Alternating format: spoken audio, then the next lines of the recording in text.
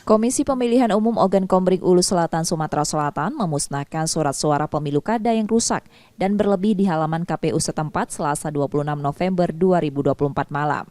Pemusnahan dilakukan dengan cara membakar surat suara yang disaksikan Bawaslu, aparat kepolisian, TNI, kejaksaan, serta perwakilan pemerintah dan pasangan calon.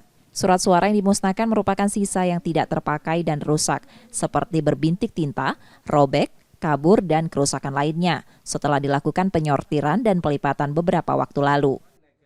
Jadi total keseluruhan itu kurang lebih 500 surat suara, 600 surat suara, 689 surat suara untuk bupati. Rincian surat suara yang dimusnahkan terdiri dari 88 lembar rusak dan 52 lembar kelebihan untuk pemilihan gubernur, serta 286 lembar rusak dan 403 lembar kelebihan untuk pemilihan bupati dan wakil bupati.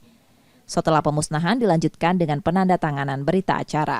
Setia Budi, Kompas TV, Ogan Kombring Ulu Selatan, Sumatera Selatan.